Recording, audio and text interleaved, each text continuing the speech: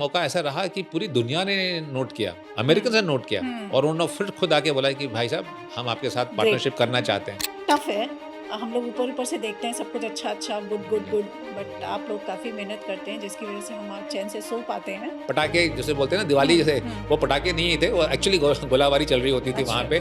लेकिन आप एक फ्लैग के नीचे गए थे ना जी, क्या उसकी रिस्पॉन्सिबिलिटी नहीं थी कि ये सारी चीजें देखे, अरेंज करें? एक ऐसे सिचुएशन में आ गए थे जहाँ हम सिर्फ खिचड़ी खा रहे थे, क्योंकि खत्म हो गया था सब राशन, खिचड़ी खा रहे थे और उसमें दिन का मतलब खाने का टेस्ट अलग होता है, वो नॉट फ्रेश भी नहीं होता है। अच्छा नहीं, आप लोगों को तो पूरा वहाँ पे हेल्दी रहना है, मेंटली फिजिकली हर तरह से आपको हेल्दी रहना है। तो अब मोगादिशु में मुझे हेलीकॉप्टर से भेजा जाता था, मुझे बुलेट प्रूफ ड्रेस पहन के जाना पड़ता था। हमारी जहाज दिन में हम पेट्रोलिंग करते थे उनको पकड़ने के लिए, क्योंकि वो बहुत सब जगह अन्याय कर रहे थे और जो राशन आ रहा था यूएन से उसको खुद ही अपने पास ले जा रहे थे, बाकी आम जनता के पास मिल नहीं रहा था। जैसे कि हम जीत गए। बोले क्या जीत गए? अब ये क्या हो सकता है? दिस इज नहीं सर, हम जीत गए। सिर्फ ताकत ही नहीं, स्टेमिना भी ज़रूरत होती है। जब शाह ईरान थे तब उनको अमेरिका से काफ़ी हेल्प मिला करता था।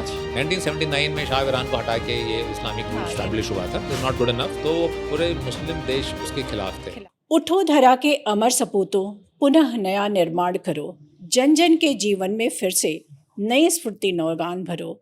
नया व्रत है, नई बात है, नई किरण है, ज्योति नई, नई उमंगे, नई तरंगे, नई आस है, सांस नई, युग युग के मुरझे सुमनों में नई नई मुस्कान भरो। उठो धरा के अमर सपूतों, पुनः नया निर्माण करो। नमस्कार, मैं नीता वाजपेयी आपको अपने प्रोग्राम वंदे मातृभूमि में आप सभी दर्शकों का हार्दिक अभिनंदन करती हूँ। आज हमारे साथ भारतीय नौसेना के रिटायर्ड कमोडोर श्री अशोक राय जी हैं। इन्होंने 3 दशकों से भी ज़्यादा भारतीय नौसेना को अपनी सेवा प्रदान की है। साथ ही आप कारगिल ऑपरेशन में INS वेदी के कमांडिंग ऑफिसर थे। आपने अदम्य साहस और परिचय देते हुए डॉक्टर अशोक राय जी ने UNO सोम, जिसका कोड नेम ऑपरेशन मफिट था, में अपनी सक्रिय भागीदारी निभाई। नमस्कार सर, आपका मेरे प्रोग्राम वंदे मातृभूमि में हार्दिक अभिनंदन है। सर, मैं आज आपसे ये जानना चाहूँगी कि आप जब भारतीय नौसेना में थे तो आपने जो ये ऑपरेशन मफिट किया मिलके, जॉइंट वेंचर था ये शायद, तो इसमें क्या था और कैसे आपने इस ऑपरेशन को आप लोगों ने हैंडल किया? देन इसमें कोई ऐसी टफ सिचुएशन भी आई होगी जब आप लोगों ने काफ़ी सोचने समझने या आप जो लोगों ने प्लान किया होगा उसके अगेंस्ट सिचुएशन हो गई होगी। कुछ इस टाइप की कोई घटना अगर हो तो आप दर्शकों से साझा कर सकते हैं। सबसे पहले थैंक यू मैम, मुझे आपके सर। प्रोग्राम में हिस्सा लेने का एक मौका दिया और आपके द्वारा मैं अपने दर्शकों को अपने दिल की बात साझा कर सकता हूँ। जो आपने बात बताई सोमालिया के बारे में, 1993 की बात है, जब under the UN flag UNOSOM, United Nation Somalian operation, जिसका कोड नेम दिया गया था उस समय ऑपरेशन रीस्टोर होप, ये अमेरिकन्स ने दिया था। इंडियन जो हम लोग ने जो पार्ट लिया था उस ऑपरेशन में, हम उसे ऑपरेशन मफत के नाम से बुला रहे थे।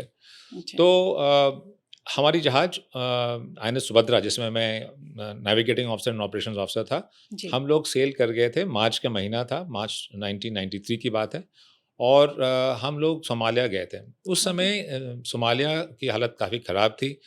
आपको मालूम है कि सोमालिया जो देश है वो अफ्रीका के नॉर्थ ईस्टर्न, जो हॉर्न ऑफ अफ्रीका जिसे कहते हैं, वहाँ पे स्थित है। अफ्रीका के ये सोमालिया के उत्तर में जो गल्फ ऑफ एडन है, वहाँ से जब हम नॉर्थ वेस्ट जाएंगे तो वहाँ वो स्ट्रेट ऑफ बबल मंडप आता है, जहाँ से हमारे जहाज जो तेल या गैस लेके जाते हैं, यूरोप जाते हैं वहाँ से, या अमेरिका जाते हैं। एक तरह से वही ये बबल मंडप बन जाता है चोक पॉइंट। तो उस समय during the second world war and cold war के दौरान अमेरिका और सोवियत यूनियन दोनों ही उस एरिया पे अपना नियंत्रण रखना चाहते थे, ताकि वो चोक पॉइंट पे अपना कंट्रोल कर सके। तो एक तरह से सोमालिया और यूथोपिया दोनों ही शिकार हुए थे वो cold war rivalry between the western powers and the Soviet union. तो 1969 की बात है, जब एक जनरल जनरल सैयद बेरे करके थे, उनको बना दिया गया था वहाँ का राष्ट्रपति। बेसिकली वो एक मिलिट्री डिक्टेटर थे और वो सोवियत कंट्रोल के द्वारा बने थे, तो वो वहाँ पे अपना कार्यभार संभाल रहे थे। लेकिन सोमालिया जो एक अफ्रीकन देश है, वहाँ पे लोगों की जो लॉयल्टी होती है वो अपने कबीले के लिए होती है। It's more clan based loyalties, राष्ट्र के लिए उतना नहीं होता है। सो एक तो वो बात थी। दूसरी, क्योंकि ये मिलिट्री लीडर थे, अथॉरिटेरियन रूल चल रहा था वहाँ पे, तो ऑपोजिशन नाम मात्र के लिए ही था। There was no proper democracy थी नहीं। ह्यूमन राइट्स वायलेशंस काफ़ी हो रहे थे। वहाँ बेरोजगारी थी और उसको और कठिन करने के लिए वहाँ पे अकाल आ गया था। तो एक तो कुछ था भी नहीं वहाँ पे, नौकरियाँ नहीं थी, अकाल आ गया, तो हालत काफ़ी ख़राब हो गए थे। अलग अलग कबीले थे, तो उनके आपस में लड़ाई भिड़ गई थी वहाँ पे। और एक तरह से जो बोलते हैं गृह युद्ध, सिविल वॉर हो गया था उस बीच में। तो 1991 में जो लोग वहाँ पे उसके जनरल सैयद बेरे को उन्होंने भगा दिया वहाँ से, और वहाँ से भाग गए और आपस में जो क्लैन थे आपस में लड़ाई करने लगे। उसमें कई लोग मारे गए। फिर जो इंटरनेशनल समुदाय, यूएन ने देखा कि यार वहाँ के जो आम जनता है वहाँ मर रहे हैं, भुखमरी हो रही है, हैजा फैल रहा है, काफ़ी परेशानियाँ हो रही हैं वहाँ पे। तो अंडर द यूएन फ्लैग, जैसे ने बताया आपको, ऑपरेशन यूनिसॉम लॉन्च किया गया, जिसमें भारतीय नौसेना ने भी हिस्सा लिया है। हम लोग Hindustan, normally India under the UN flag ही ऑपरेशन में हिस्सा लेता है, does not take part in any other such operation otherwise. तो हमारी जहाज उस समय वहाँ पे गई थी। 2-3 चीज़ें मैं एज ए नेवल ऑफिसर अपने दर्शकों के साथ साझा करना चाहूँगा। जो ज़मीन में जो हालात थे, जो बाउंड्रीज हैं, नेशनल बाउंड्री, उनके जो हालात थे वो तो थे ही। एक बहुत बड़ी गलती उन्होंने ये भी की थी कि सोमालिया ने अपने जो मैरीटाइम सिक्योरिटी फोर्सेस हैं, जैसे नेवी होना चाहिए, कोस्ट गार्ड होना चाहिए, उस पर ज़्यादा ध्यान दिया नहीं था। और उनके ढेर सारे बहुत बड़ा कोस्ट लाइन है, ऑलमोस्ट 7,200 किलोमीटर का कोस्ट लाइन है। लेकिन उनके पास बहुत ही नाम मात्र का ही नेवी था। तो क्या होता है कि कोई भी कोस्टल स्टेट के समुद्र के तट के समुद्र की जो है, जो EEZ बोलते हैं, एक्सक्लूसिव इकोनॉमिक जोन, उसमें जो मछलियाँ होती हैं, जो पदार्थ होते हैं जमीन पे, तो वो सब living and non living resources का एक्सप्लॉयटेशन सिर्फ वो कोस्टल स्टेट ही कर सकता है। लेकिन क्योंकि इनके पास मजबूत नेवी नहीं थी, या जो मैरीटाइम सिक्योरिटी फोर्सेज नहीं थे, जो अन्य देश से, यूरोपियन देशों से बड़े बड़े ट्रॉलर्स आके उसकी पूरी की पूरी मछली के भी वहाँ फिशिंग करके वहाँ पूरा एक तरह से खाली कर दिया गया। तो अंदर तो अकाल पड़ ही गया था, और जो मछुआरा होते थे उनको भी मछली पकड़ के जो मिलना चाहिए वो उनको कुछ नहीं मिल रहा था। तो ये बड़ा कॉम्प्लिकेटेड सा सिचुएशन हो गया था। तो हम लोग जब वहाँ पहुँचे थे, वहाँ पे ढेर सारे अन्य देश के नेवीज भी थे। उसमें अमेरिकन नेवल शिप्स थे, कैनेडियन, ग्रीक, इटालियन, ऐसे करके मल्टीनेशनल नेवी के साथ हमने ऑपरेट किया था। हमारा जो मेन मकसद था, जो हमें ब्रीफिंग दी गई थी, कि वहाँ पे जाके ह्यूमैनिटेरियन असिस्टेंस, मेडिकल रिलीफ को हमें मतलब हेल्प करना है। हमारे जहाज पे एक हेलीकॉप्टर था, और उस हेलीकॉप्टर से हम लोग वहाँ पे पेट्रोलिंग करते थे। अच्छा, ये जितने नेवी के जितने जहाज थे, हमको अलग अलग एरिया दे रखा था पेट्रोलिंग करने के लिए, क्योंकि उस समय अंदर जो लड़ाइयाँ हो रही थी, उसमें जो हथियार आ रहे थे, तो इंटेलिजेंस रिपोर्ट के अनुसार वो सब समुद्र के मार्ग से आ रहे थे। तो हमें बताया गया था कि वहाँ पेट्रोलिंग कीजिए, ताकि जो भी छोटे छोटे नाव के द्वारा, ये जो बोट के द्वारा ये जो हथियार जा रहे हैं, गोलाबारी जा रहे हैं, उसको आप पकड़ सकते हैं, ताकि वो हथियार वो अलग अलग कबीलों तक ना पहुंचे, और एक तरह से काबू में, एक इंटरनल को कंट्रोल कर दिया जाए। इनफैक्ट एक बहुत बड़ा इंसिडेंट हुआ था उस समय, हमारे जहाज के जाने के बाद की बात है, जब वहाँ पे जो हमारे अमेरिकन सील्स हैं, जो बहुत उनके लोग लंबे चौड़े होते हैं, वो लोग उनको भेजा गया था, जो उनके एक अल शबाब ग्रुप के लीडर थे, उनको पकड़ने के लिए, क्योंकि वो बहुत सब जगह अन्याय कर रहे थे, और जो राशन आ रहा था यूएन से, उसको खुद ही अपने पास ले जा रहे थे, बाकी आम जनता के पास मिल नहीं रहा था, पब्लिक में वो नहीं बांट रहे थे। हाँ, तो वो पब्लिक में बंटने नहीं दे रहे थे। तो अमेरिकन फोर्सेस ने उन्हें भेजा था कि ताकि ये पकड़ के, जो अल-शबाब के लीडर को पकड़ के लाएं और उसको फिर प्रोसिक्यूट किया जाए। लेकिन अनफॉर्चुनेटली ये पकड़े गए 18 सील्स के लोग जो पकड़े गए थे ये अल-शबाब के द्वारा, उनको इनफैक्ट हाथ पैर बांध के कट करके नमक डाल के पूरे गली में उनको खींच के घसीट के दिखाया गया। और ये जो वीडियो था टीवी में दिखाया गया, एक तरह से दहशत थी और लोगों को डराने के लिए कि अगर अब बाहर से कोई भी आएगा हमारे अंदरूनी मामले में दखल देगा तो उसका नतीजा यही होने वाला है।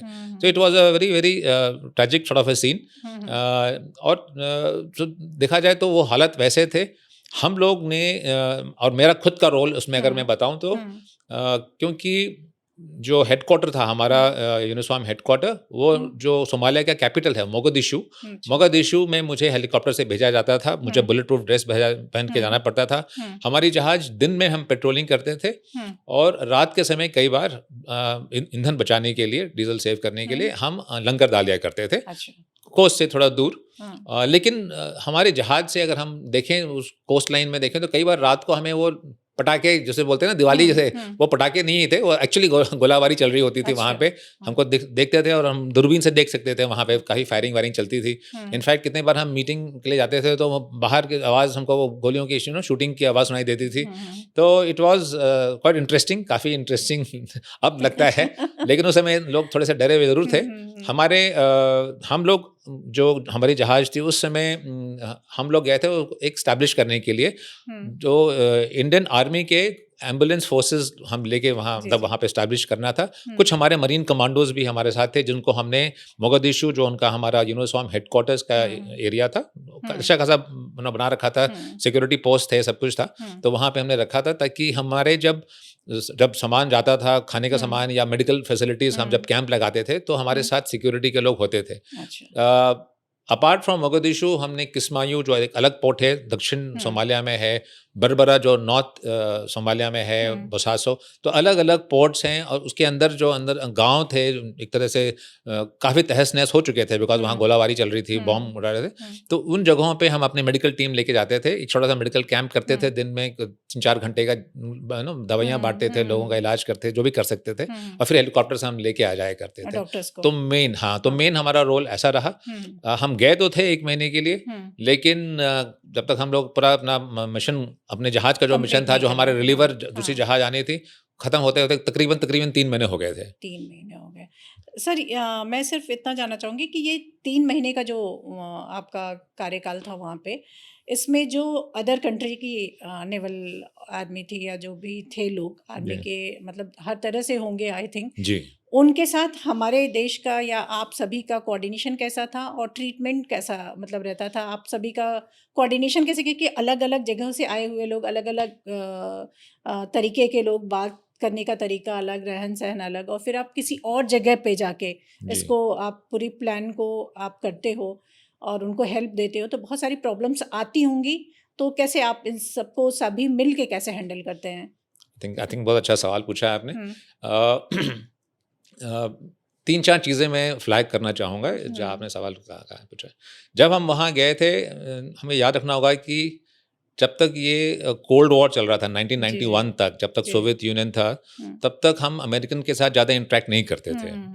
1992 में जाके हमारा एक्सरसाइज मलाबार शुरू हुआ था, तब तक वो कोल्ड वॉर ख़त्म हो चुका था, सोवियत यूनियन ख़त्म हो चुकी थी, अलग अलग रशिया और अलग अलग दूसरे रशियन फेडरेशन के कंट्रीज इंडिपेंडेंट हो चुके थे। तो एक तरह से शुरू में हमें नहीं लगता था कि अमेरिकन के साथ हम कैसे बिहेव करेंगे या अमेरिकन हमारे साथ कैसे बिहेव करेंगे, वो सोच हमारे दिमाग में रहती थी। लेकिन 2-3 चीज़ें मैं आपके द्वारा दर्शकों को साझा करना चाहूँगा। एक हमारी जो इंडियन है, हमारी जो पढ़ाई करने का या जो ट्रेनिंग की जो तकनीकी है, वो काफ़ी उच्च स्तर की है। फॉर एग्जाम्पल, जो हम लोग नेवी में करते हैं, एक बैटन बग होता है, जिसमें हमको एक जहाज से दूसरे जहाज पे अगर अटैक करना है या उसके पोजीशन लेना है, तो एक बैटन बग का इस्तेमाल करते हैं, जिसको हम अपने आप फटाफट इस्तेमाल कर लेते हैं। लेकिन जो अमेरिकन कंट्रीज़ हैं या वेस्टर्न कंट्रीज़ हैं, वो नॉर्मली कंप्यूटर का इस्तेमाल करते हैं। अच्छा। तो जैसे एक एग्जांपल दूं तो हम लोग अपना जो मल्टीप्लिकेशन टेबल्स, हम कहीं दुकान में जाएंगे तो मल्टीप्लिकेशन टेबल्स हम फटाफट कैलकुलेट कर लेते हैं कि भाई इतना ये फिगर हुआ। और कई लोग कैलकुलेटर इस्तेमाल करते हैं। तो जब हम कोई हम जब साथ में ऑपरेट करते थे तो हमारे साथ एक जॉइंट ट्रेनिंग भी हुआ करता था। तो अच्छा। उसमें हमको जो कोई एक्सरसाइज दिया करते थे तो फटाफट हम लोग अप करके ऐसे ऐसे फटाक से आंसर दे दिया करते थे। तो ये जो अमेरिकन थे बोले बोले यार ये तो बड़ा इंटेलिजेंट है, क्योंकि वो अपना कैलकुलेटर में लगे, मतलब उनका जो कैलकुलेटर है उसमें कैलकुलेट करते रहते थे और उसके फटाफट हमें आंसर आ जाता था। तो वो बड़ा इंप्रेस हो गए। एक तो हो गई है मानसिक तरीके से इंडियन इंटेलिजेंस IQ लेवल और व्हाटएवर जो भी आप मुझे कहना चाहें, ट्रेनिंग लेवल्स। इसके अलावा जो हमारे मरीन कमांडो थे, हमारे जो मरीन कमांडो हैं अक्सर लोग 5 feet 7 inch 8 inch 10 5 feet 10 inches, और उनके जो मरीन कमांडो के इक्विवेलेंट होते हैं जिसको हम कहते हैं सील्स, तो वो उनका I think minimum height 6 feet 4 inch होता है। बहुत लंबे चौड़े हट्टे खट्टे एकदम भारी भरक्कम होते हैं, उनका इक्विपमेंट भी काफ़ी मतलब हेवी होता है। तो एक बार हम लोग जब वहाँ पे थे सोमालिया में, तो एक कंपटीशन हुआ अलग अलग देशों का। हम थे, अमेरिकन्स थे, ग्रीक्स थे, इटालियंस थे, कैनेडियंस थे। तो उनके जो मरीन कमांडो इक्विवेलेंट थे, तो उनको एक तरह से ऑब्स्टिकल कोर्स एक डेकाथलन टाइप अलग अलग आपको ऑब्स्टिकल्स क्रॉस करना है, दौड़ना है, मड वॉक करना है, फिर कुछ साइकिलिंग करनी है, फिर बोट पुलिंग करनी है, मतलब अलग अलग के टाइप के ऑब्स्टिकल्स हैं, आपको करके फिर आपको एक फिनिश पॉइंट पहुंचना है। तो जब ये प्रस्ताव रखा गया था तो मैं उस मीटिंग में गया था। जब मैं वापस आया तो मैं तो एक यंग ऑफिसर था, नेवल ऑफिसर, तो मैंने अपने कप्तान को कहा कि सर ये तो उतने लोग बहुत फुली ट्रेंड लंबे चौड़े हैं और हमारे लोग तो मुश्किल लग रहा है कि जीत पाएंगे। तो मेरे कैप्टन जो बहुत ही सुलझे हुए थे, उन्होंने कहा कि देखो हम हिस्सा ले लेते हैं, एटलीस्ट हमें मालूम पड़ेगा कि हम कितने कमजोर हैं उनके मुकाबले में, अगर ऐसा है तो और हम और इम्प्रूव कर सकते हैं। तो अच्छा ठीक है सर, पर नहीं लगता कि कुछ अगर नाक कट गया तो? इसे नाक का कुछ नहीं कटता है, ये this is just friendly competition. तो एनीवे, तो हमारी टीम गई सुबह, आई थिंक 4:30 o'clock सुबह हम लोग सब नाव से गए, वहाँ पे ज़मीन पे इकट्ठा हुए सब लोग, और वो कॉम्पिटिशन शुरू हुई। करीब 6-7 घंटे का ये कॉम्पिटिशन था अलग अलग। और फिर जब लंच टाइम में उन लोग वापस बोट से लौट रहे थे तो मैं देखा, मैं पूछूं आई होप, मैं ना मन में सोच रहा था कि आई होप हम लोग बहुत बुरी तरह नहीं करके आए हों, ठीक ठाक के हों। जब वापस आए मैंने पूछा तो उसे कि हम जीत गए। बोले क्या जीत गए? या अब ये क्या हो सकता है? नहीं सर, हम जीत गए। सिर्फ ताकत ही नहीं, स्टेमिना भी जरूरत होती है as a marine commando, any such activity में। और हमने इतना अच्छे से लिया, हमारी पूरी टीम जो इतने टाइम में करना चाहिए हमने पूरा कंप्लीट कर लिया। अच्छा रहा, स्टेमिना रहा, हम लोग कभी नेवर से डाई वाला एटीट्यूड रहा। तो फिर मेरे कैप्टन ने बोला देखो तुम क्या सोच रहे हो, हमारे लोग कमजोर होते हैं? ऐसे सर मैंने सोचा नहीं था, पर उनको देख के ऐसा मुझे लग रहा था। तो ये लेकिन एक देखा जाए तो छोटा सा फ्रेंडली कंपटीशन जरूर था, लेकिन it had a very strategic implication. उसके बाद वो जो पूरी ग्रुप थी, जो पूरी समूह थी, जिसमें अलग अलग देश के लोग थे, उनका नजरिया हमारे तरफ बहुत बदल गया। उन्होंने देखा भाई ये लोग इंटेलिजेंट भी हैं, जो हमको मैथमेटिक्स करते हैं फटाफट कर लेते हैं, और देखने में उतने बड़े हट्टे कट्टे नहीं लगते हैं, पर हैं बड़े, मतलब काफी स्ट्रॉन्ग है, स्टेमिना है, और अपना जो मकसद है वो पूरा कर लेते हैं। So this is some take away that we had. उसमें इंटरेक्शन, बूस्ट मिला, हमारा खुद का सेल्फ कॉन्फिडेंस बढ़ गया, and there was lot of take away. That is a good aspect of it as an organisation. लेकिन there were some lessons learned जो हमें जो बाद में जाके हमने उस पर सुधार लाई। फॉर एग्जाम्पल, जब हम वापस आए वहां से, मैंने जैसे शुरू में कहा था कि हम गए तो थे 1 महीने के लिए, और लेकिन हम वहाँ 3 महीने रह गए थे। और सोमालिया में हम पेट्रोलिंग करते थे। उस समय हम कहीं नहीं जाते थे, हमारी जहाज पेट्रोलिंग करती थी और हम लंगर डाल देते थे। हमारी बाकी दुनिया, बाहर की दुनिया से टोटल कट ऑफ हो गया था। परिवार के किसी सदस्य से हम बात नहीं कर पा रहे थे, कुछ नहीं कर पा रहे थे। एक टाइम ऐसा आया कि हमारा एक जहाज का एक सेलर, उसका बेटा जो था हॉस्पिटल में एडमिट था, और हमें बाई जो वायरलेस बोलते हैं, हमें एक सिग्नल कम्युनिकेशन मिला कि उनका बेटा एक DIL, डेंजरसली इल लिस्ट में, मतलब उसको डाल दिया गया है। और ये इन्फॉर्मेशन हमें शिप में बताया गया। अब ये जो सेलर था वो तो परेशान हो गया, क्योंकि अब वो किसी तरह से अपने परिवार किसी से बात ही नहीं कर पा रहा था, और क्या हो रहा है क्या है, मतलब हमें कुछ समझ में नहीं आ रहा था। तो जो मेरे कैप्टन थे और हमारे फोर्स, हमारे नेवल फोर्स के, जिसको हम कॉम्युनिस्ट बोलते थे, कॉमोडोर इंडियन नेवल फोर्सेस, उन्होंने कहा कि अब जब तुम जाओगे कल, दर इज अगले दिन, वो मोगदिशु हेडक्वार्टर्स में, सोमालिया ऑपरेशंस के हेडक्वार्टर्स में, तो वहाँ के फोर्स कमांडर से बोलना है कि हमारा एक सेलर है जिसको हम कई तरीके से हम वापस हिंदुस्तान भेज सके।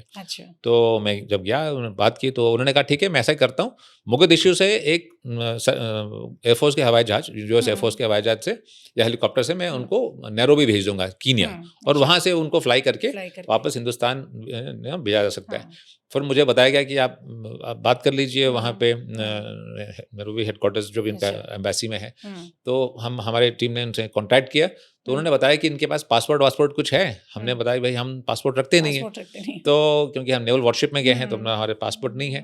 तो उन्होंने कहा कि तो मुश्किल लग रहा है। सो बॉटम लाइन इज उस समय ये सेलर हम उसको वापस हिंदुस्तान नहीं भेज पाए। तो लकीली उसका बच्चा था वो ठीक हो गया, and know the thing was under control.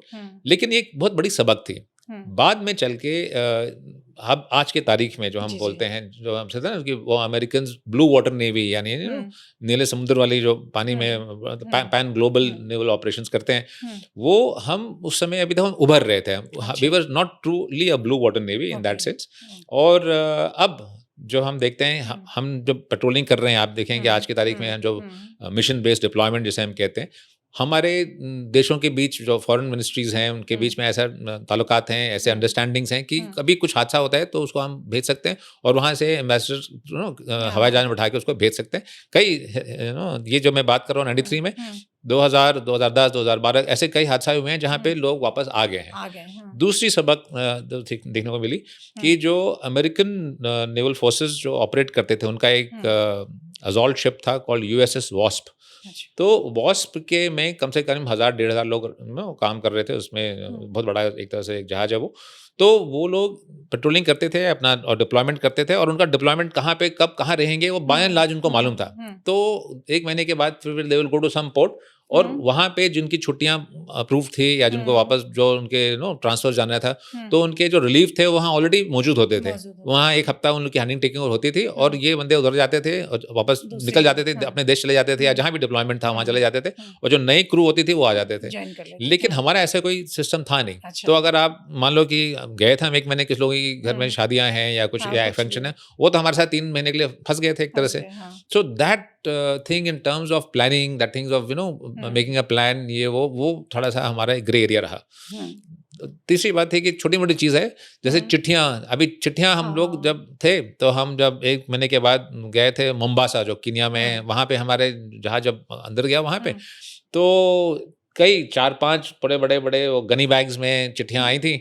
जब हमने खोला तो देखा कि ये हमारी चिट्ठियाँ नहीं है, हमसे पहले जो जहाज वहाँ पे तैनात थी उनकी चिट्ठियाँ हैं, और हमारी चिट्ठियाँ हमको मिली नहीं है। तो there was no way of knowing कि वहाँ पे घर पे क्या हो रहा है। कुछ लोगों ने उस समय, उतना लोगों के घरों में फ़ोन भी नहीं हुआ करता था। इट वाज नो दैट अभी जो टेलीकॉम रेवोल्यूशन हुआ है यहाँ पे, उस समय नहीं था। तो कई लोग इनफैक्ट पीपी कॉल्स लिया करते थे। So there were some amount of those grey areas जो हम वापस आए पेट्रोलिंग अपना डिप्लॉयमेंट के बाद, जब हमारे हेडक्वार्टर्स हायर फॉर्मेशंस ने हमसे पूछा कि हमको फीडबैक दीजिए कि क्या-क्या यहाँ पे परेशानियाँ थी, क्या था। हमारा राशन खत्म हो गया था। हम लोग जो खाना होना था वो टिन फूड खा रहे थे। तो कहने का मतलब कि देवर द स्मॉल थिंग्स जो मतलब हम लोग ने शायद उस समय वो था ही नहीं, सोच ही नहीं थे कि हम इतने देर तक कर सकते हैं। यहाँ पे मैं एक क्वेश्चन और पूछना चाहूंगी। जैसे आपने कहा खाना खत्म हो गया ना जी, लेकिन आप एक फ्लैग के नीचे गए थे ना जी, क्या उसकी रिस्पॉन्सिबिलिटी नहीं थी कि ये सारी चीजें देखे, अरेंज करे, या उसकी भी तो उसकी रिस्पॉन्सिबिलिटी बनती थी कि आप उनके अंडर गए हो, उनके साथ ज्वाइन कर रहे हो, तो उनका भी तो कुछ नहीं। ठीक है ma'am, again another very good question.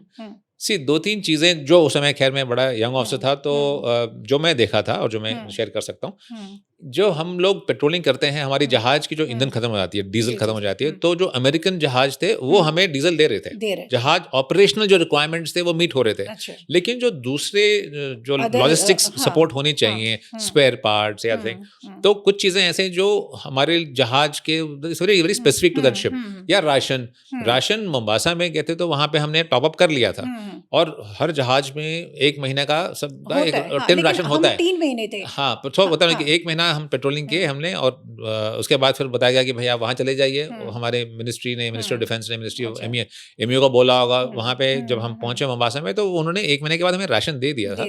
लेकिन जो नॉर्मल जो प्लानिंग होती है, क्योंकि वो टिन राशन होता है, हम लोग नॉर्मली एक ऐसे सिचुएशन में आ गए थे जहाँ हम सिर्फ खिचड़ी खा रहे थे, क्योंकि खत्म हो गया था सब राशन, खिचड़ी खा रहे थे, और उसमें टिन का मतलब खाने का टेस्ट अलग होता है, वो नॉट फ्रेश भी नहीं होता है। आप लोगों को तो पूरा वहाँ पे हेल्दी रहना है, जी मेंटली फिजिकली जी हर तरह से आपको हाँ, हेल्दी रहना है तो वहाँ अब आज के तारीख में जो हम पढ़ते हैं पे। कि जो हमारे लॉजिस्टिक्स एग्रीमेंट्स हैं जी देशों जी के साथ, जी अलग जी। अलग देशों में, जिसको हम बोलते हैं ओटीआर में ना, हम वहाँ पहुँच गए ऑपरेशनल टर्न अराउंड के लिए, तो वहाँ पे ज़्यादा हमें कुछ नहीं करना पड़ता, वहाँ पे हम तेल ले सकते हैं, वहाँ राशन मिल जाता है, ये जाता है, स्पेयर पार्ट्स फ्लाई करके वहाँ पहुँच जाता है। अब जो धीरे धीरे जो हमारा जो थिंकिंग है या जो हमारे जो ऑपरेशनल ऑप लॉजिस्टिक्स जिसको बोलते हैं, जी, जी। ऑपरेशनल लॉजिस्टिक्स है, उसमें बहुत सुधार हुआ है।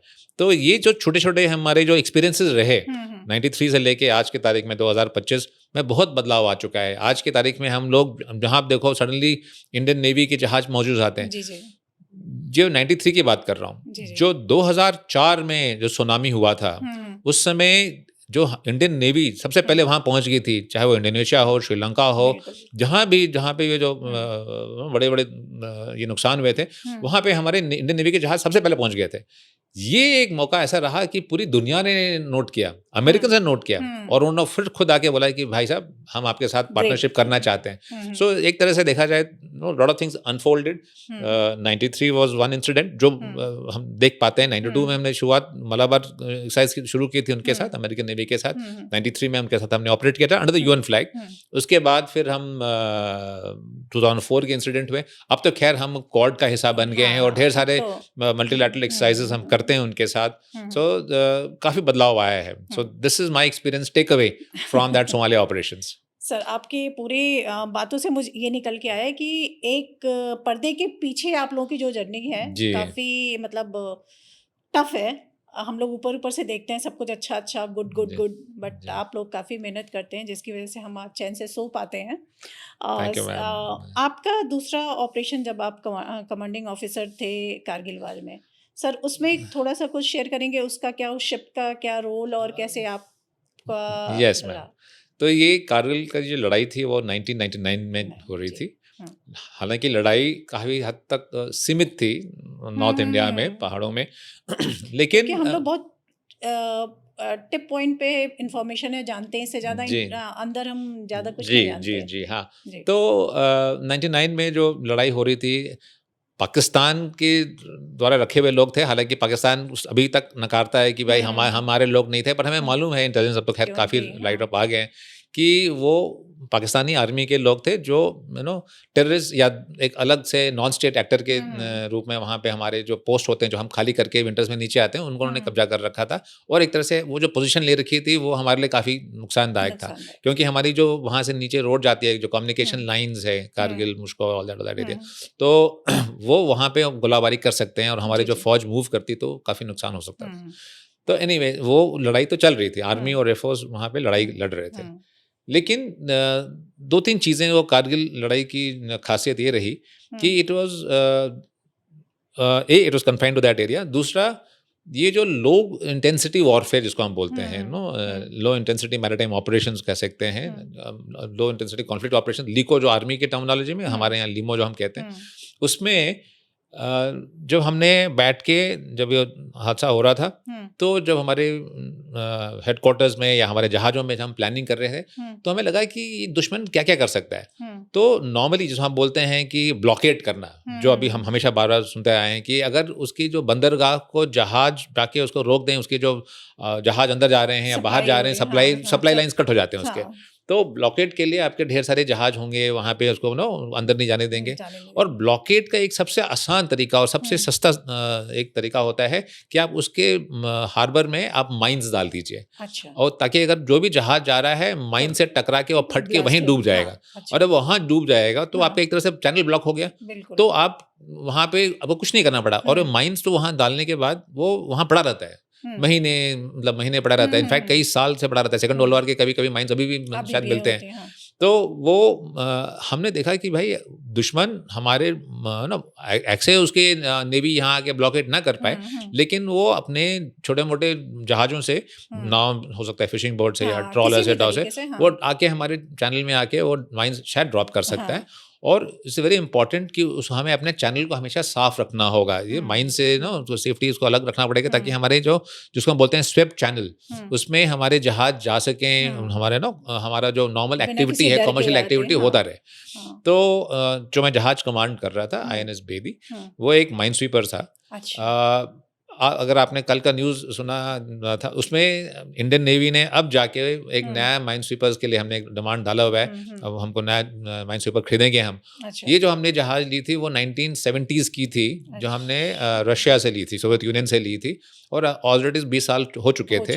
तो उसके ढेर सारे इक्विपमेंट थोड़े से खराब हो रहे थे, तो उसको फिर से हम सबको बैठ के ठीक ठाक करना पड़ा एक तरह से, और अपना फिर से किताबें खोल के फिर से पढ़ाई करनी पड़ी, because mine counter measure mines बहुत ही स्पेशलाइज सब्जेक्ट होता है। इसमें आपके जहाज जो होते हैं वो भी अलग मटेरियल के बने होते हैं, क्योंकि अगर मेटल हो तो उसमें से उसकी मैग्नेटिक इन्फ्लुएंस हो जाती है, और उसका वो खुद एक्सप्लोड हो सकते हैं। तो अगर आपको माइन स्वीपिंग करना है तो उसके मटेरियल, उसके जो औजार होते हैं वो बहुत अलग होते हैं, बहुत स्पेशलाइज होते हैं। हम लोगों ने देखा कि भाई हमारे पास हम देश बड़ा हो गया था, हमारी मैरिटाइम एक्टिविटीज़ बढ़ गए थे, हमारा जो ट्रेड बढ़ गया था, तो ढेर सारे पोर्ट्स थे जिनको हमें स्वीप करके उनको साफ और क्लीन रखना था।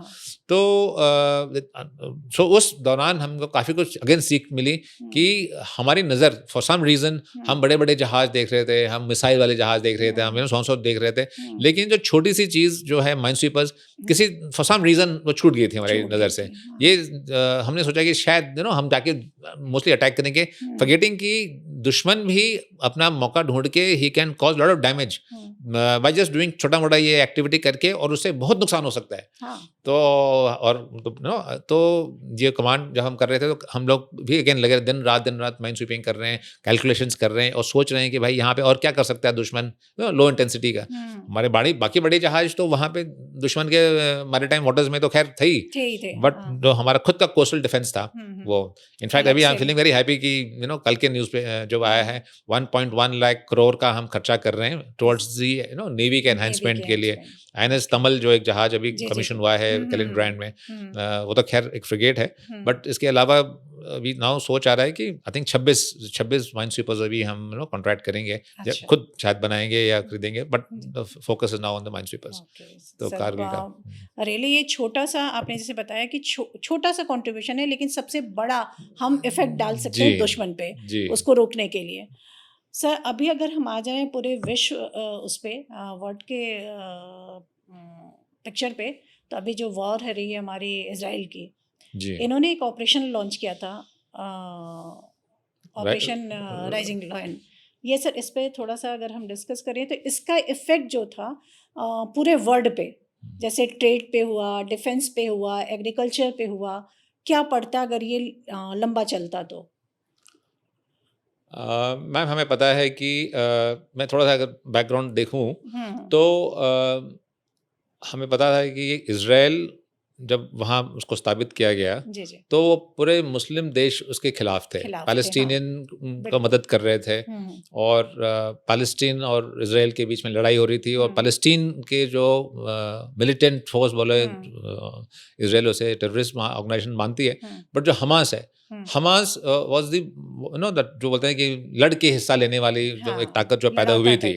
सो इनको काफ़ी ये मिल रहा था फंडिंग एंड हथियार from the Muslim nations, specially from से Iran, Saudi Arabia etcetera etcetera.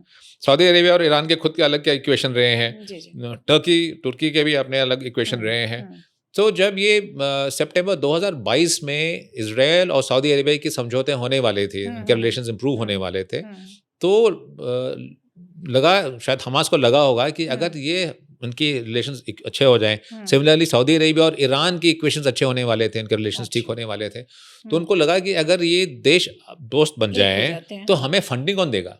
तो वो मेरे हिसाब से, this is my thinking, in lot of articles भी यही कह रहे हैं कि तब उनको लगा कि यार हमें वापस ये जो मुद्दा है, जो हम जो पैलेस्टीन का जो मुद्दा है, उसको हमें फिर से ग्लोबल स्टेज पे इसमें उछालना होगा। तो 7 अक्टूबर 2023 में उन्होंने जाके जो हादसा कर दिया जो कर दिया। अच्छा, ये करने के बाद बिग सेटबैक, तो इजराइल उससे तो लड़ ही रहा था, और इसराइल ने कहा भी था, बेंजामिन नेतन्याहू कहा था कि मैं हमास को ख़त्म करना चाहता हूँ। तो उनकी बड़ी लड़ाई चलती रही। हम ये गाज़ा तक उनके काफ़ी फाइटर्स को मारा गया। इनफैक्ट काफ़ी पैलेस्टीनियंस भी बेचारे इसमें मारे गए। लेकिन जो ईरान था, ईरान एक अपने आप को बहुत शक्तिशाली देश मानता रहा है, एज अ पर्शियन हेरिटेज उनका जो रहा है। एंड उन्होंने उस समय भी कहा था कि एक्सेस ऑफ रेसिस्टेंस, हम ऐसा एक माहौल पैदा करेंगे, ऐसे हम ऑर्गेनाइजेशंस पैदा करेंगे जो हमारे मिलिट्री के एक तरह से एक्सटेंशन होंगे। मैं यहाँ पे सीमित ना रहते हुए हमारी इन्फ्लुएंस रहेगी। तो उन्होंने हमास को प्रोत्साहित किया था to fight and take the what is their due. Similarly उन्होंने हिजबुल्लाह जो लेबनान में स्थित है, कुछ हिस्सा सीरिया में भी उनके ट्रेनिंग सेंटर्स हैं, ऑल दैट, एंड यमन में इनका हुतीज़ हैं। तो ये जो उनकी जो एक्सेस ऑफ रेसिस्टेंस थे वो उन्होंने फंडिंग करके रखा हुआ है। इसके साथ साथ ईरान हमेशा चाहता रहा है कि वो एक न्यूक्लियर वेपन तैयार करे, परमाणु हथियार तैयार करे, और कई सालों से बात चलती रही है। 2015 में उनका जो एक सैंक्शन हुआ था, फिर सब देशों ने मिलकर बोला कि भाई आप नहीं करोगे इसको। लेकिन थोड़ी सी वो उस समय डाइल्यूट हो गई थी, ये कहते हुए कि ठीक है आप थोड़ा बहुत कर सकते हो, आप सिविल न्यूक्लियर इस्तेमाल कर सकते हो। लेकिन 2018 में जब डोनाल्ड ट्रंप थे प्रेसिडेंट, उन्होंने उसको भी रद्द कर दिया था कि सेज कि आप कुछ नहीं करोगे, it is not good enough. क्योंकि अगर आप जो रिक्वायरमेंट होती है सिविलियन यूसेज के लिए, उसकी बहुत कम एनरिचमेंट होती है। जो उनको इंटेलिजेंस रिपोर्ट मिल रही थी वो थी कि ऑलरेडी 60% न्यूक्लियर एनरिचमेंट हो चुका है। 90% हो जाएगा तो वो हथियार बना सकते हैं। और ऑलरेडी 400 किलोग्राम जो 60% उनके ऑलरेडी एनरिचमेंट हो चुका है। एंड सो ये खबर इजराइल को भी मिल रहा था।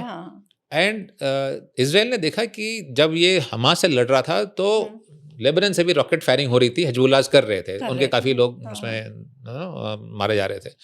तो उन्होंने फिर लेबनान में भी अटैक किया था और काफ़ी हिजबुल्लाह को मारा गया। नो इनकी लड़ाई के बारे में तो काफ़ी लिटरेचर ऑलरेडी है। मेरा टेक अवे क्या था इसमें से जो मेरा टेक अवे ये है कि अगर हम देखें, इजराइल छोटा सा देश है, लेकिन उसकी जो सोच है is a big visionary.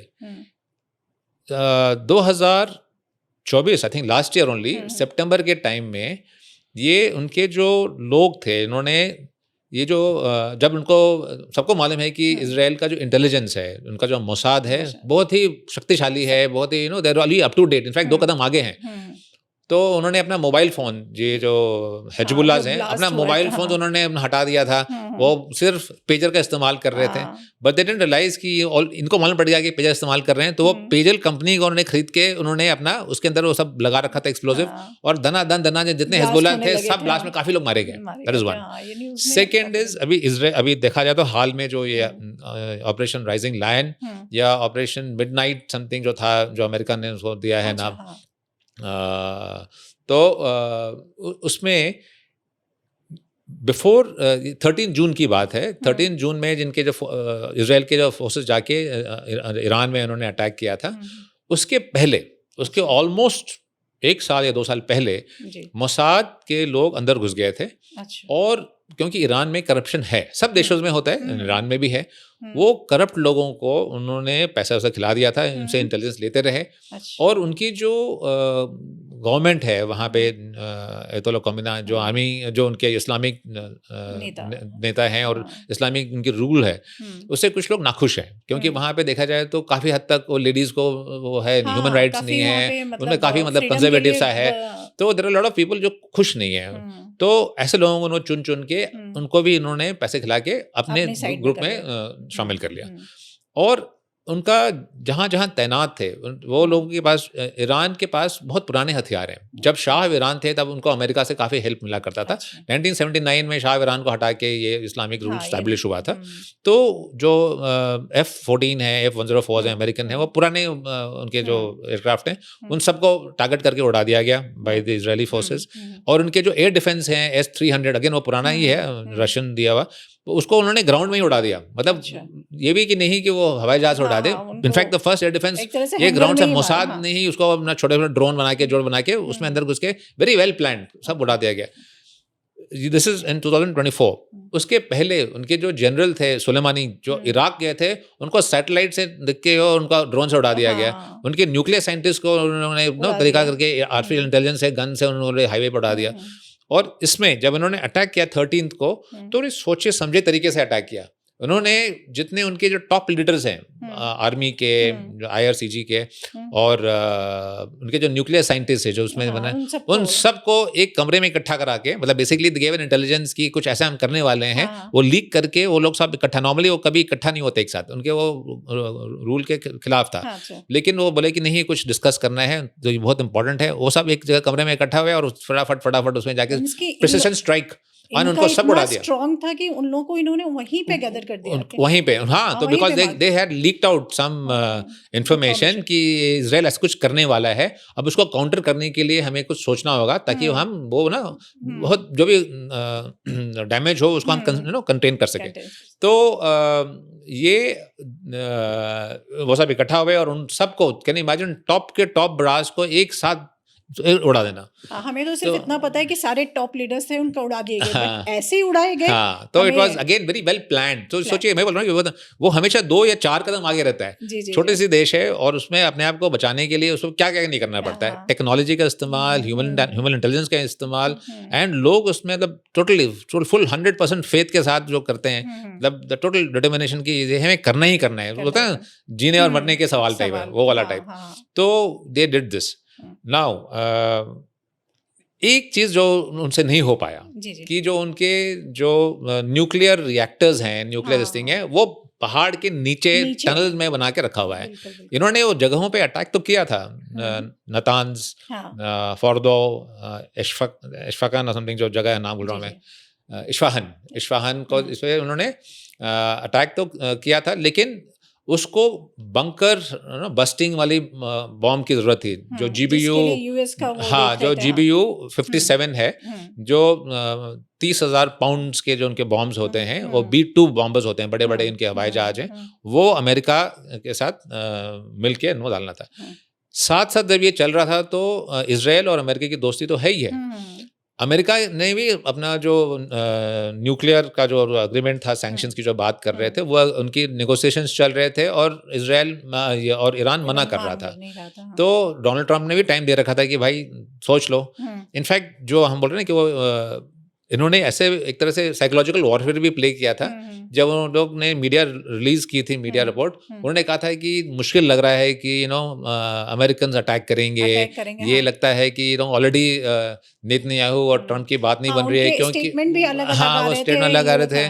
Donald Trump नाराज हैं क्योंकि ये कितने बोलने के बाद भी वो गाजा पे अटैक किए जा रहे हैं और ये करे जा रहे हैं। तो एक तरह से जो मीडिया में जो मैसेज मिल रहा था कि शायद ट्रंप और नेतन्याहू के बीच में कुछ बात बन नहीं रही है।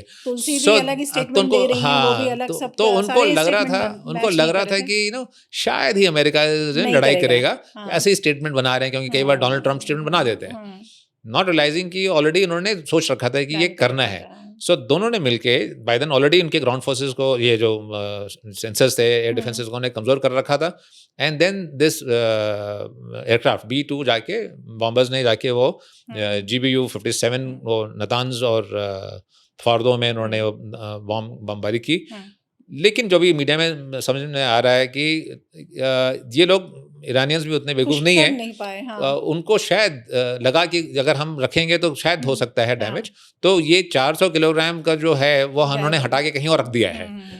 हालांकि जो डैमेज किया है काफ़ी है, 2-3 साल तो इनका प्रोग्राम पीछे हो ही गया है। ये न्यूक्लियर वेपन ना होना, इससे ये एडवांटेज ये है कि इजराइल को पता है कि ये धीरे धीरे जो इनके एक्सटेंशंस हैं, चाहे वो हमास हो, चाहे वो हिजबुल्लाह हो या हुतीज हो, एक तरह से वो भी कमज़ोर होंगे। And another thing is that हमने देखा कि वो बमबारी तो चल रही थी, वो ईरान ने फायर कर दिया था इजराइल के ऊपर, इजराइल के जब ये अटैक हुआ था। लेकिन अगर हम वेरी क्रिटिकली सोचें, ईरान की हालत अगर देखा जाए, ईरान के पास जो इक्विपमेंट हैं, फाइटिंग इक्विपमेंट हैं, वो पुरानी है। दूसरा, उनके जो टॉप लीडर्स हैं सबको मार दिया गया है, उनके न्यूक्लियर साइंटिस्ट को मार दिया गया है, उनकी जो अर्थव्यवस्था है उसका काफ़ी डैमेज हो चुका है। एंड आई हैव फीलिंग कि ये मेरा सोचना है कि डोनाल्ड ट्रंप ने जब बात की होगी नेतन्याहू से, ये कहा होगा देखो boss, I am going to come and help neutralise those points. लेकिन ट्रंप को अभी जो मीडिया में आ रहा है, उनको चाहिए to be given the image of peace maker, उनको नोबेल प्राइज भी चाहिए। अब बेचारे इंडिया पाकिस्तान के बीच में अब स्टेटमेंट तो बना रहे थे, लेकिन हमने दोनों ने नकार दिया। तो अब दूसरा क्या है, दूसरा उनको लग रहा है कि भाई ये एक जगह है जहां पे मैं दिखा सकता हूँ कि मेरे इंटरवेंशन से ही लड़ाई बंद हो गई। तो कुछ संकेत जो मिल रहे हैं कि जब ये ईरान ने जब फायर किए थे रॉकेट्स, तो उसके पहले उसने कहा था कि देखो अब क्योंकि America midnight thunder, I think that midnight thunder जो उन्होंने एग्जीक्यूट किया, उसके पहले जब उन्होंने फायर किया था डिसाइड कि हम जितने भी अमेरिकन बेसिस हैं मिडिल ईस्ट में, ये हमारे लेजिटिमेट टारगेट्स हैं, so we will firing and knocking them out. तो उनको काफी इन्फॉर्मेशन पहले बिफोर हैंड दे रखा था, ताकि जब इन्होंने फायर किए थे रॉकेट्स, तो अमेरिका के ऑलरेडी एयर डिफेंसेस स्टेट में थे, तो बहुत कम डैमेज हुआ है, तो एक तरह से वो कंट्रोल हो गया। वो भी नहीं चाहता है। तो फिर लोग कह रहे थे कि हो सकता है वो जो स्ट्रेट ऑफ हॉर्मूज है, जो स्ट्रेट ऑफ हॉर्मूज में वो शायद रोक दे, एज इट इज अमेरिका और इराक के बीच में। नेक्स्ट इसी पे था। तो जो स्ट्रेट ऑफ हॉर्मूज है तो उसको बंद कर दे। लेकिन अगर प्रैक्टिकली देखा जाए तो ईरान की इकोनॉमी तो ऑयल से डिपेंडेंट है। अगर वो हॉर्मूज बंद कर देता है, जो कई बार उन्होंने किया, इनफैक्ट मैं जहाज में था, हम सेल कर रहे थे, तो वो मैं बाद में कवर कर लूंगा, हॉर्मूज में हमने ऑपरेट किया है। तो ये नुकसान उनको भी होगा, ईरान के तेल नहीं जाएगी। इनफैक्ट लोग कहते थे कि रशिया वॉच कर रहा था, रशिया भी बिजी है यूक्रेन लड़ाई के साथ, तो वो चाह रहा था कि अगर ये ईरान बंद कर देता है तो ऑयल के प्राइस बढ़ जाएंगे, ऑयल के प्राइस बढ़ जाएंगे तो उसको फायदा हो जाएगा, क्योंकि उसका ऑयल हम काफी देश खरीद रहे हैं। सर जैसे अगर वो बंद कर देता तो हमारा जो ट्रेड वगैरह होता या जो भी है, वो उसकी रूट काफी लंबी हो जाती, तो ये इकोनॉमिकली हमारे ऊपर भी उतना इफेक्ट आता नहीं। तो I'll just cover that. So basically ये the second point I was saying कि ये ईरान ने बंद नहीं किया। नहीं। तो एक तरह से देखा जाए तो Iran was also not keen to prolong the war, क्योंकि जितने ही हम वो prolong करता तो उतना ही उसको प्रॉब्लम होता है। रीजन बीइंग कि उनके ऑलरेडी लीडर्स नहीं थे, टॉप लीडरशिप खत्म हो गए थे, गवर्नमेंट खत्म हो गया था, एंड अब सस्टेन नहीं कर पा रहा था। तो प्लस वो चाह रहा था कि इजराइल भी बंद करे, बिकॉज इजराइल जिस तरह से गाजा में बमबारी करे जा रहा है, क्वाइट पॉसिबल कि अगर अमेरिकन हेल्प मिलता, उसको वेपन्स मिलते, तो वो कंटिन्यू करता ईरान में डैमेज करने के लिए। लेकिन ट्रंप ने प्रेशर डाल के बोला कि देखो I will come to help you only when you stop the war. तो अगर इजराइल भी खुश है, क्योंकि Israel can focus on Gaza instead of कई जगहों पे फोकस करने से जगह एक जगह फोकस करके प्रॉपर टाइम उसका जो ऑब्जेक्टिव अचीव, तो ट्रंप कैन फील हैप्पी कि मेरे कारण नहीं बंद हो गई।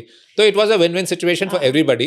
एंड फिर आप जो सवाल पूछ रहे थे अबाउट हॉर्मूज के, आप कुछ पूछ रहे थे? उसमें कि उसने बंद करने को, तो अगर ये कंटिन्यू रहा तो उसको बंद करने के लिए उसने बोला था, बट वो बंद हो जाता तो हमारे, देखिए इंडिया के रिलेशन दोनों कंट्री से अच्छे हैं, हम ट्रेड करते हैं, डिफेंस का है, एग्रीकल्चर है, ट्रेड भी करते हैं, बहुत सारी चीज़ें हैं जो, तो हम किसी एक के साइड में स्टैंड नहीं ले पा रहे थे। जबकि इंटरनल हमारे भारत में जो पोजीशन है या कोई भी इस तरह से क्वेश्चन उठ रहे थे कि हम क्यों नहीं एक का फेवर कर रहे हैं, क्यों हम इजराइल के को मतलब मना करके हम एक का फेवर कर ले कंट्री का, तो हम ऐसा नहीं करते। हमारा साइलेंट जो था हमारा बड़ा स्ट्रॉन्ग था कि हम किसी का फेवर नहीं करेंगे। तो इसका जो पूरे वैश्विक उस पर असर पड़ता इस वॉर का, वो कितना पड़ता और कैसा मतलब रहता अगर ये कंटिन्यू होता तो। और जैसा कि अमेरिका के बेस को उन्होंने मारा, फिर भी ट्रंप ने, जैसा कि ट्रंप को हम जानते थे बहुत पैनिक करता है, बहुत रिप्लाई उसका बड़ा लाउड होता है, उसने कुछ ऐसा नहीं किया, बड़ा शांति से, वो तो समझ में आने लगा कि उसको एक पुरस्कार चाहिए शांति का, उसके पीछे वो भाग रहा है। लेकिन ये बहुत बड़ा एक तरह से अमेरिका को पीछे नहीं ले जाता है, जो शेर बन रहा था कि नहीं हम किसी भी उसमें सबसे आगे हैं, लेकिन ये एक उसका स्टेप था जो उसको पीछे ले जाता है। तो क्या ये मेरा सोचना है, क्या ये सही है? अच्छा, now as far as India is concerned, जैसे आपने बताया हमारे अच्छे इक्वेशन है रिलेशंस विद इनफैक्ट अभी देखा जाए तो हमारा इक्वेशन सभी देशों से काफ़ी अच्छा है। तो इनफैक्ट मुझे याद है प्राइम मिनिस्टर मोदी जी ने कहा था कि पहले हम सभी देशों से दूरी बनाए रखते थे, नॉन अलाइंड जो होता था NAM, नॉन अलाइनमेंट मूवमेंट, उस समय कोल्ड वॉर एरा में ना हम वेस्टर्न ब्लॉक में हैं ना हम सोवियत ब्लॉक में हैं, और हम दूर हैं, न्यूट्रल रहते थे एक तरह से। तो उनका कहना है कि हम सबसे दूरी बनाने से अच्छा है कि हम सबसे नज़दीकियाँ बना के रहें, सोच में फ़र्क हो। तो we are close to Israel, we are close to Iran, we are close to the Americans, we are close to the Russians. And अगर मैं आपका ध्यान अगर मैं वापस ले जाऊं, तो जब इंडिया और पाकिस्तान के बीच में जब वो हुआ था, हमने ऑप सिंदूर किया था, ऑप सिंदूर में भी ईरान ने कोई स्टेटमेंट नहीं बनाया था, बिकॉज ईरान भी हम दोनों देश के साथ एक अच्छा इक्वेशन रखता है। सो एज ए रिजल्ट, और ये हमारे मिनिस्ट्री ने, एक्सटर्नल अफेयर्स मिनिस्ट्री ने ये कहा था कि देखो भाई, आप चाहते हो कि हम कोई स्टेटमेंट बनाएं चाहे ईरान के खिलाफ या ईरान के हित में या सो, ही सेज कि देखो, दुनिया में कोई भी जो होता है ना, there is no permanent friends, no permanent enemies, permanent interest ही होते हैं। तो कोई किसी का दुश्मन नहीं है, कोई किसी का दोस्त नहीं है। हमारे हित में, जो हमारे राष्ट्रीय हित में होगा, हम वही काम करेंगे। So that's point one. Point number two, अगर देखा जाए तो अगर ये लड़ाई कंटिन्यू रहती तो पूरे विश्व को प्रॉब्लम होता है। इनफैक्ट सो मच सो कि काफ़ी लोगों ने मिस कर दिया होगा कि वहाँ पे जो उनका मेन आइलैंड है, खगर ऐसे नाम भूल रहा हूँ मैं उसका, ईरान का जो आइलैंड है, वहाँ उनका मेन सप्लाई जो ऑयल वहाँ से जाता है। तो वो इजराइल ने टारगेट नहीं किया। जब इजराइल एक कमरे में टारगेट कर सकता है, एक इंडिविजुअल को टारगेट कर सकता है, तो ये इनको जो आइलैंड, जो मेन ईरान का ऑयल का जो फ्लो है, उसको टारगेट कर सकता था, लेकिन किया नहीं जानबूझ के। Reason being that everybody wants that कि ऑयल के जो फ्लो है चलता रहे, इकोनॉमी जो है वो चलता रहे। एंड इनफैक्ट कई बार बीच में स्टेटमेंट बनाते रहे कि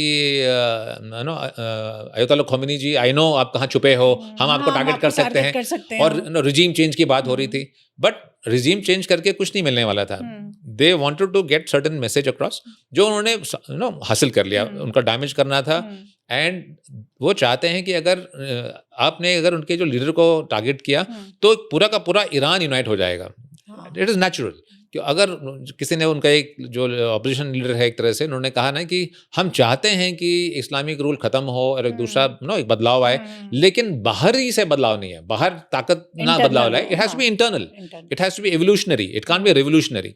तो उस तरह से देखा जाए तो खर्ग आइलैंड जो मैं बता रहा हूँ, वो आइलैंड का नाम है खर्ग आइलैंड। इट्स बड़ा फेमस आइलैंड है। वहाँ से काफ़ी almost 30% of Iran oil start from here. Gas भी वहाँ से निकलता है। वहाँ बड़े बड़े VLCC जाते हैं, वेरी लार्ज क्रूड कैरियर्स वहाँ से फ्लो करते हैं, जहाँ अपने मतलब तेल भर के जाते हैं।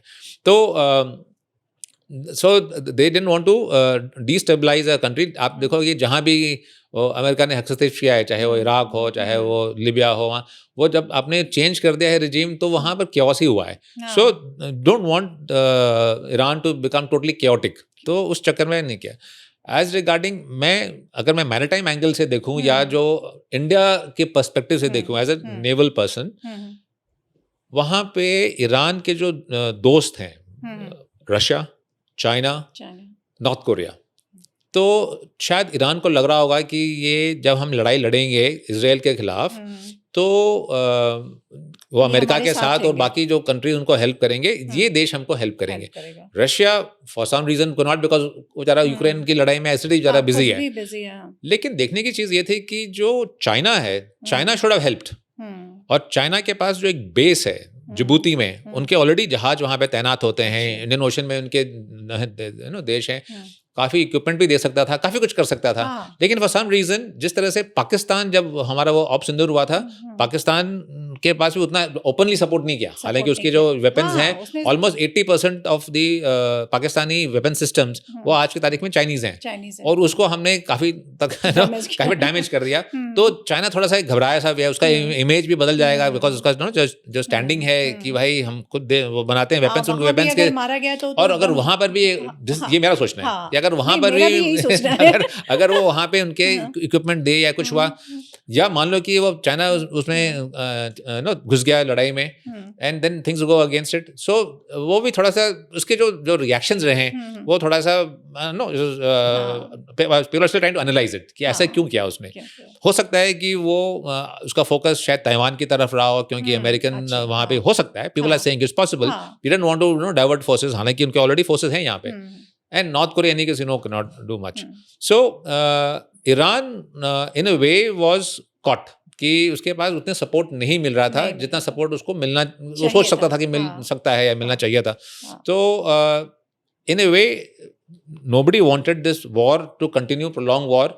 ऑलरेडी जो हमारा जो शिपिंग लेन्स हैं, चाहे वो सोमालिया के पास से जाए, वहाँ पे ऑलरेडी एसेट की, बिकॉज वहाँ पे जब पूरे मछुआरे मारे गए तो वहाँ पायरेसी बढ़ गई, और वहाँ से जो भी हमारे जहाज जाते हैं वहाँ पे उनको पायरेट्स पकड़ के उसको हाईजैक कर देते हैं। वो काफ़ी मीडिया में आता है, आपने पढ़ा होगा। हमारे ढेर सारे वहाँ पे मल्टीनेशनल फोर्सेस वहाँ पेट्रोलिंग करते हैं ताकि पायरेट से, हमारे खुद इंडियन नेवी के जहाज वहाँ पेट्रोलिंग करते हैं कि हमारे मर्चेंट शिप्स को ना हो वहाँ पे, मतलब वो ना पकड़ के उसको ना क्रू को हाईजैक ना करें।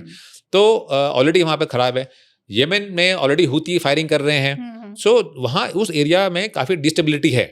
एंड अगर यहाँ हो जाता, ये जो हॉर्मुज है, मैं आपको कह रहा था, मैं एक जहाज में था, 2002 की बात है, हम लोग कुवैत जा रहे थे, हमारी जहाज कुवैत जा रही थी, क्योंकि ये वॉरशिप था।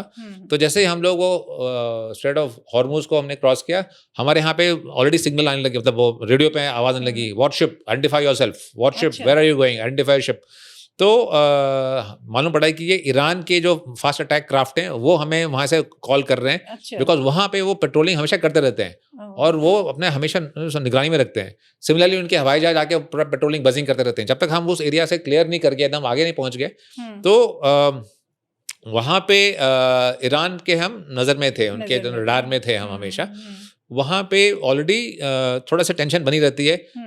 बहरीन में यूएस नेवी के 5th फ्लीट बेस्ड है, वहाँ पे उनके जो शिप्स हैं वहाँ ऑपरेट करते हैं, और हमेशा वो between Iran and American forces there is always a bit of a tussle. In fact I think 1988 की बात है, ऑपरेशन प्रेइंग मैंटिस था, एक operation praying mantis by the American forces. उस समय 1988 में क्या हो रहा था कि ईरान और इराक की लड़ाई चल रही थी, और उन्होंने क्या किया था, ईरान ने जो इंटरनेशनल वाटर्स हैं उसमें उन्होंने माइन डाल दिया था, और अमेरिकन वॉरशिप डैमेज हो गई थी। तो उसके लिए अमेरिका बहुत नाराज था, क्योंकि you can not put mines in international waters. अपने खुद के पानी में आप डाल सकते हो डिफेंसिव थिंग, बट आप जहाँ पे नॉर्मल शिप सेल कर रहे हैं उसमें नहीं डाल सकते। सारी कंट्री की जहाँ तो हाँ, सब कंट्री वहाँ पे आपने डाल के अपने अमेरिकन जहाज को डैमेज कर दिया। तो वो उन्होंने अमेरिकन इरानियन फोर्सेस में उन्होंने अटैक किया था। तो एक तरह से वो हमेशा बना रहता है, टेंशन बना रहता है। रिसेंटली आई थिंक वहाँ पे कोल्यूशंस भी हुए हैं, उनके सबमरीन्स भी, जो अमेरिकन सबमरीन्स भी हैं वो अंडर वाटर ऑपरेट करते हैं। तो कई बार ये भी आता रहता है कि भाई जो अगर सबमरीन है, हालांकि as per the international law, in international states the submarine can transit in this normal mode of transition. That means अगर वो पानी के नीचे बना हुआ है कि पानी के नीचे ऑपरेट कर सकता है, तो पानी के नीचे से ऑपरेट कर सकता है। लेकिन अगर वो ज़्यादा नीचे नहीं है तो किसी और जहाज से टक्कर खा सकता है। तो कुछ उनके अमेरिकन सबमरीन्स के भी एक्सीडेंट हुए हैं बाकी जहाज़ों से भी। तो वो एरिया थोड़ा सा है, there is a little lot of tension उस एरिया में है। इनफैक्ट 1988 में ही जब वो अमेरिकन जहाज, एक US guided missile cruiser USS Vincennes करके जहाज था जो वहाँ पे ऑपरेट कर रहा था, उसके कैप्टन, उसके ऑपरेशंस रूम में उसके कैप्टन ने देखा कि कोई हवाई जहाज आ रहा है उस पर अटैक करने के लिए, और उन्होंने बोला, आपने ऑर्डर दे दिया कि फायर करो मिसाइल। लेकिन एक्चुअली वो एक सिविल पैसेंजर लाइनर था, उस ईरानियन सिविल पैसेंजर लाइनर, उसमें 290 पैसेंजर्स थे। वो हवाई जहाज वो तब ध्वस्त हो गया और गिर के सब मरे गए। सो इसके रिलेशन पे भी उनका ऑलरेडी एज इट इज उनके रिलेशंस तो खराब रहे हैं। वो ओनली जब तक 1979 तक, जब तक वो शाह ऑफ ईरान थे, तब अमेरिका माना जाता है कि वो अमेरिकन उनका रिलेशन बहुत अच्छा था। But ever since Islamic rule आया हुआ है, अयतोल्ला खोमेनी जी आए हुए हैं, so America and this thing is having a problem. और तीसरी चीज़ जो इंटरनेशनल रिलेशंस में जो हम लोग बात कर रहे हैं कि ईरान अभी इस्लामिक कंट्री में से पाकिस्तान है जिसके पास ये परमाणु हथियार हैं, लेकिन ईरान भी चाह रहा है कि वो बन जाए। 3 देश जो हैं मिडिल ईस्ट में, सऊदी अरेबिया, ईरान और तुर्की, वो अपना एक तरह का डोमिनेंस स्टैब्लिश करना चाहते हैं। तो अपना खुद का देश का डोमिनेंस स्टैब्लिश करना चाहते हैं। वो लोग कह रहे हैं कि सऊदी अरेबिया और तुर्की भी नहीं चाहते थे कि इसके न्यूक्लियर ईरान सफल हो न्यूक्लियर वेपन बनाने में, क्योंकि अगर वो बन जाता है तो वो नंबर 1 बन जाएगा। हाँ, ये टर्की मेरे ख्याल से ये चाह रहा है कि मैं इस्लामिक उसमें क्या खलीफा वाली कुछ लड़ाई है, खलीफत का, हाँ, वो जी उनका रहे जी। तो दे ऑल्सो आप देखोगे कि in fact they are also very muted, इनके रिस्पॉन्स में वही काफ़ी म्यूटेड से हैं। और जो स्ट्राइक्स गए हुए हैं सिंह और जॉर्डन के ऊपर से गए हैं, इनके जो B-2 बॉम्बर्स गए हैं वो इराक और जॉर्डन के ऊपर से गए हैं, तो वहाँ पे स्ट्राइक किया हुआ, उन्होंने भी कुछ शोर नहीं मचाया। सो एक तरह से देखा जाए तो कभी लगता है हाँ अंदर उनको एक तरह से मतलब उतनी नजदीकियां नहीं है जितने बाहर स्टेटमेंट बनाते हैं, लेकिन अंदर की में थोड़े बहुत उसमें दरारें हैं। So that is what it is. कल के न्यूज़ में सर अभी हमने देखा है कि 1 लाख करोड़ का अभी भारत सरकार ने इंडियन नेवी को पैसे दिए हैं। तो ये किस लिए दिया जा रहा है, इसके पीछे क्या कारण है, या इंडियन नेवी को और भी ज़रूरत है, ये अभी स्टार्ट किया जा रहा है, आगे और भी फंडिंग होगी, और हम क्या इसको मजबूत करने के लिए इंडियन नेवी को एक सुदृढ़ प्लेटफॉर्म पे लाने के लिए इतना काफ़ी है, या टाइम टू टाइम इसमें और ज़्यादा इन्वेस्टमेंट की रिक्वायरमेंट है हमें? बहुत अच्छा सवाल है मैम। मुझे एक बात याद आ रही है, जो जो कहते थे इंग्लिश में कि India did not lose its freedom till it lost the control of the seas. Okay, तो अगर मैं याद दिलाऊं, जब ये मुगल राज्य था ना, हम जब मुगल साम्राज्य था, तो उस समय जो हमारे रूलर्स थे उनकी नज़र हमेशा नॉर्थ वेस्ट इंडिया की तरफ, क्योंकि वो खुद नॉर्थ ईस्ट इंडिया से लैंड फोर्सेस से आए थे। तो हमेशा अपने स्थल्य सेना को मजबूत करना चाहते थे, और काफ़ी हद तक उनका जो नज़र था फ्रॉम दी मैरीटाइम डोमेन, यानी कि उनके जो नौसेना का जो मजबूत बनाना चाहिए था, उसे वो हट गई थी। अच्छा। और हमने देखा कि जो यूरोपियंस थे वो यूरोपियन समुद्री मार्ग से आके हमारे साथ पहले व्यापार करने के नाम पे आए, लेकिन बाद में उन्होंने समुद्री रूट से पोर्ट के द्वारा आके अंदर आके और हम पे कब्जा करके हमको अपना कॉलोनी बना दिया। तो ये एक बहुत बड़ी सबक है और ये हमेशा हमें याद रखना चाहिए। That is point 1। पॉइंट 2,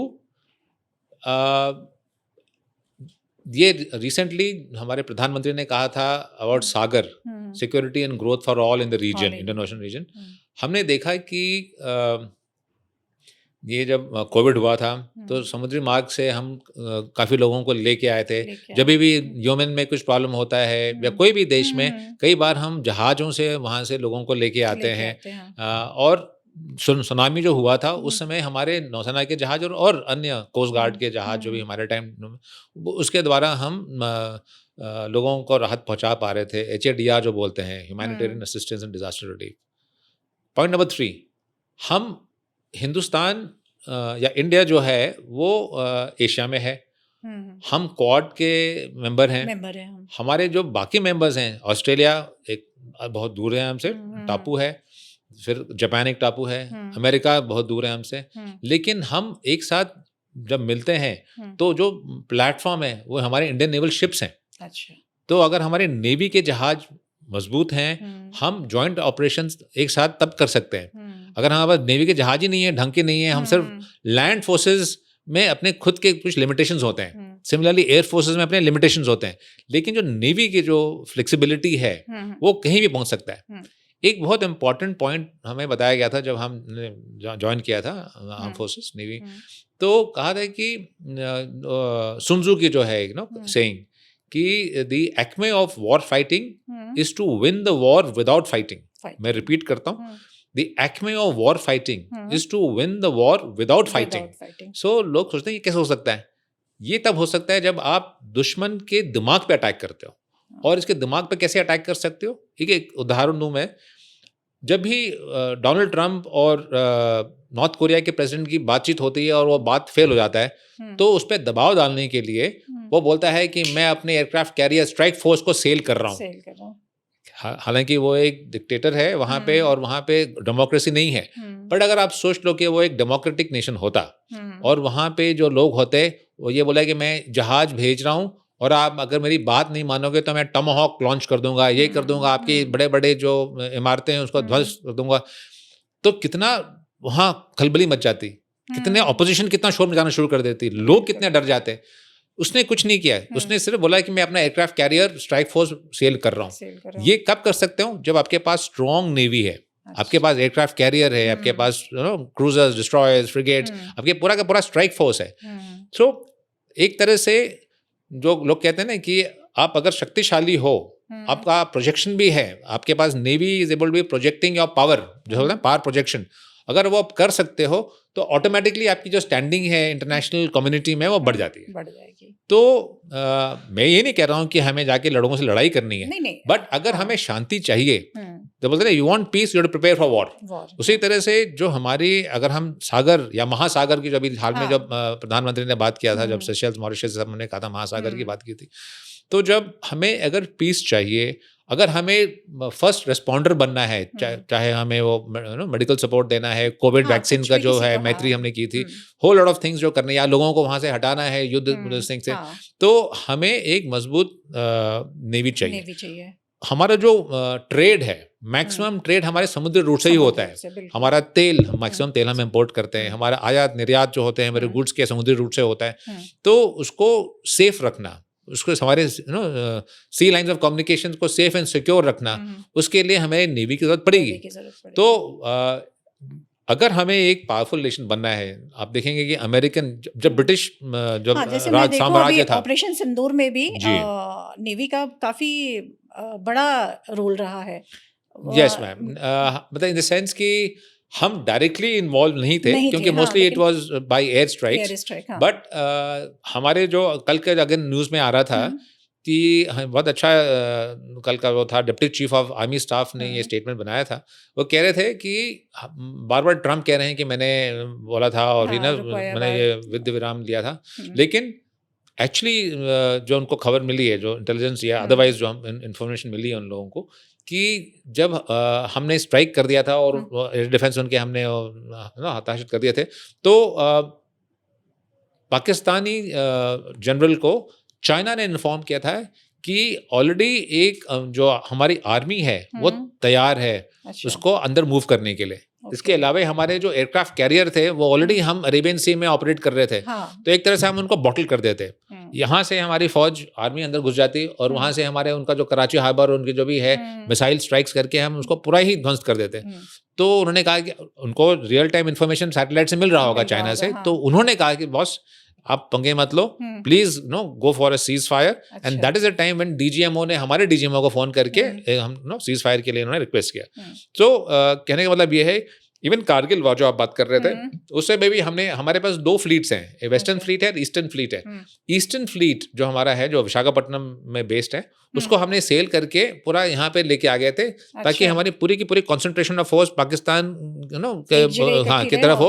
और अगर चाहें तो हम उनको मूव करके बहुत बुरी तरह से उनको उनके जितने मर्चेंट शिप्स हैं उनका ट्रेड बंद कर दें, उनको ब्लॉकेट कर दें और उनका प्रॉपर टाइम उनको कर दें।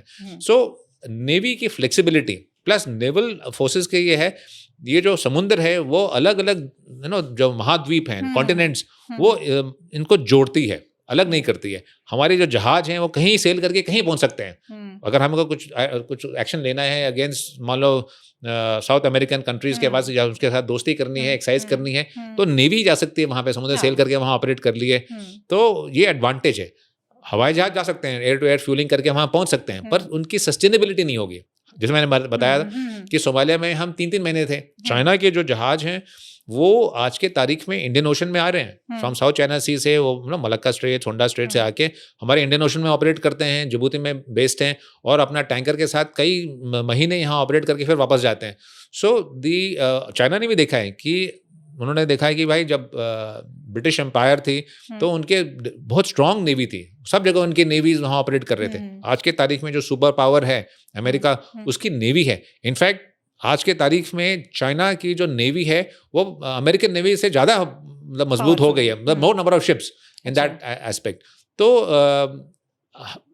अगर हम जो हमारे जो थॉट है कि 2047 में हम एक डेवलप्ड नेशन बनना चाहते हैं, फॉर दैट साथ साथ हमें अपने जो फोर्सेस हैं, इकोनॉमी बढ़ जाएगी, हमारे फोर्सेस भी मजबूत करने होंगे ताकि हमारा ट्रेड बना रहे, इकोनॉमी अफेक्ट ना करे। शशि थरूर जी का कहना था ना कि भाई हम किसी से लड़ाई नहीं चाहते, हम तो अपना ध्यान सिर्फ चाहते हैं कि हम अपना डेवलपमेंट करें, अपनी इकोनॉमी बढ़ाएं और हमारे लोगों के रहन सहन में ना इजाफा लाए। लेकिन अगर आप लड़ाई करवा रहे हो या आप ऐसे ऐसे नुकसान करोगे तो हमें लड़ाई करना पड़ेगा। वो तो हमारी मजबूरी है। No choice. हाँ। सो एज अ रिजल्ट ये जो नेवल जो इन्वेस्टमेंट है, एक तरह से आई विल कॉल इट, जो 1 लाख करोड़ की आप बात कर रहे हैं, उसमें माइन स्वीपर्स खरीद रहे हैं, कुछ जहाज खरीद रहे हैं। अच्छा। हमारे जो शिप्स हैं आज के तारीख में, हमने कहा है कि will be the first responders. इस एरिया में हम स्टेबिलिटी लाना चाहते हैं। हम मैत्री के संदेश लेके सब दोस्तों के साथ अपना रिश्ता निभाना चाहते हैं अलग देशों के साथ। So it is a good signalling that हमें जो हमने गलती उस समय की थी कि we lost sight of the seas and we lost the freedom of the seas, वो हमें नहीं करना है। फिर से हमें एक मजबूत नेवी रखनी है और अब हमें से चौकन्ना रहना है। हमें वो जो हुआ था ना, वो 26/11 नहीं होना है। हमें हमारे जो वो समुद्र के रूट से आए थे, छोटे मोटे स्मगलिंग नहीं होना चाहिए, जो काफी कुछ पोल्यूशन नहीं होना चाहिए, डैमेज ना कर पाए इंटरनल हमारे जो ताना बाना है उसको। तो हमारे maritime forces, navy, coast guard जो भी है, मैरीटाइम मरीन पुलिस, हमारे ये जो पूरा मैक्सिमम रिसोर्सेज तो हमारे अब EEZ से निकलने वाले हैं। सो उसको भी हमें देखभाल करना है। आपको बताया सोमालिया में बाहर के जहाज आके पूरे फिशिंग करके चले गए। All that should not happen. हमारे resources should be protected. Our EEZ, हमारा नेशनल इंटरेस्ट, सारे अगर प्रोटेक्टेड रहेंगे तभी हम इकोनॉमिकली भी स्ट्रांग बनेंगे। जी, हमारे national interest has to be protected and so on so forth. Thank you sir, आप मेरे प्रोग्राम वंदे मातृभूमि में आए और आपने ऐसी ऐसी जानकारियाँ दी जो शायद हमें नहीं पता थी। ये कहेंगे कि पर्दे के पीछे का एक्ट था जो हम नहीं जानते थे। तो थैंक यू सर, और मैं उम्मीद करूँगी कि आगे फिर मेरे प्रोग्राम में मैं आपको आमंत्रित करूँगी, आप आएंगे।